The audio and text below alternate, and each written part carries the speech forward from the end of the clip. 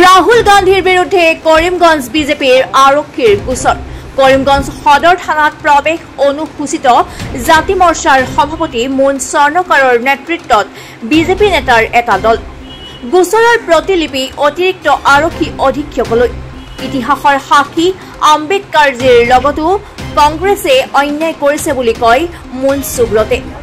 কংগ্ৰেছ নেতা ৰাহুল গান্ধীয়ে বিদেশৰ মাটিত থিয় হৈ ভাৰতৰ সংৰক্ষণ ব্যৱস্থা ত্যাগ কৰাৰ কথা কয় আৰু তেওঁৰ মন্তব্যত দেশৰ অনুসূচিত জনজাতিসকলৰ লোকসকল অতিশয় শুদ্ধ হৈ পৰে বুলি উল্লেখ কৰে। ৰাহুল গান্ধীৰ বিৰুদ্ধে দেশৰ বিভিন্ন থানাত গোচৰ ৰুজু হৈ আছে। কৰিমগঞ্জ জিলাও পিছ পৰি থকা নাই। শুকুৰবাৰে কৰিমগঞ্জ জিলা বিজেপিৰ এটা প্ৰতিনিধি দল সদৰ থানালৈ আহি ৰাহুল গান্ধীৰ বিৰুদ্ধে গোচৰ ৰুজু কৰে। প্ৰদেশ অনুসূচিত জাতি মৰ্চাৰ সভাপতি মুন স্বৰ্ণকাৰ, জিলা বিজেপিৰ সভাপতি সুব্ৰত ভট্টাচাৰ্য, অনুসূচিত জাতি বৰ্ডৰ অধ্যক্ষ কৃষ্ণ দাস, প্ৰদেশৰ বিজেপি সদস্য অমৰেশ ৰায়ৰ নেতৃত্বত বিজেপি নেতাসকলে সদৰ থানালৈ আহি অচিৰ বৰ্তমান দ্বিতীয় অচিৰ হাতত গোচৰ পত্ৰ প্ৰদান কৰে। লগতে আৰক্ষীৰ অধীক্ষক পাৰ্থপ্ৰতিম দাস আৰু অতিৰিক্ত আৰক্ষীৰ অধীক্ষক প্ৰতাপ দাসক বিবৃতিৰ প্ৰতিলিপি লৈ সাক্ষাৎ কৰে। মুন স্বৰ্ণকাৰে মন্তব্য কৰি কয় যে কংগ্ৰেছ সদায় অনুসূচিত জাতি সম্প্ৰদায়ৰ জনসাধাৰণৰ বিৰুদ্ধে যে ইতিহাস সাক্ষী। তেওঁ কয় যে সংবিধান নিৰ্মাণ কৰা আম্বেদকাৰক কংগ্ৰেছে টিকটো নিদিলে। একেদৰে জিলা বিজেপিৰ সভাপতি সুব্ৰত ভট্টাচাৰ্যই নেহৰুৱে কেনেকৈ আম্বেদকাৰৰ বিৰুদ্ধে ষড়যন্ত্ৰ কৰি নিৰ্বাচনী টিকটৰ পৰা বঞ্চিত কৰিছিল তাৰ ইতিহাসৰ প্ৰেক্ষাপটত আলোকপাত কৰে।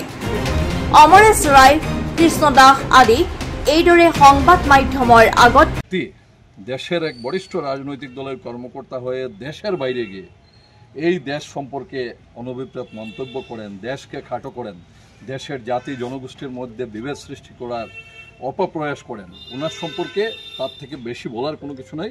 ভারতীয় জনতা পার্টির পক্ষ থেকে আইনানুগ ব্যবস্থা গ্রহণ করার জন্য আবেদন জানানো হয়েছে।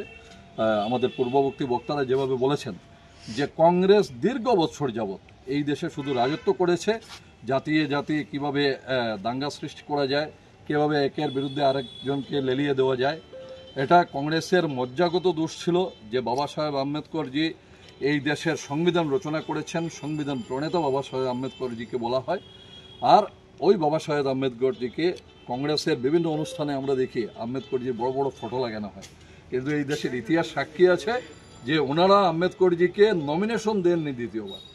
প্রথমবার যখন আম্বেদকরজি আইনমন্ত্রী হয়েছিলেন, কংগ্রেস থেকে জিতে আইনমন্ত্রী হননি, দুজন ব্যক্তি যারা কংগ্রেসের বাইরে থেকে জাতীয় সরকারের মন্ত্রী হয়েছিলেন, একজন বাবা সাহেব আম্বেদকর আর আরেকজন হচ্ছেন ডক্টর শ্যামাপ্রসাদ মুখার্জি। এটা এই ভারতবর্ষের ইতিহাস আছে। পরবর্তীতে যখন কংগ্রেসের নমিনেশন চেয়েছিলেন আম্বেদকরজি, ওনাকে বঞ্চিত করা হয়। এটা কংগ্রেসের মজ্জাগত দোষ আছে। সে একদম নেহরু জমানা থেকে শুরু হয়ে পরবর্তীতে ইন্দিরা জমানা হয়ে রাজীব গান্ধী হয়ে আজকের দিন পর্যন্ত এটা যে বিদ্যমান আছে সেটার প্রমাণ অন্ততপক্ষে এই অনতিবিলম্বে যে রাহুল গান্ধী যে বক্তব্য রেখে গেছেন।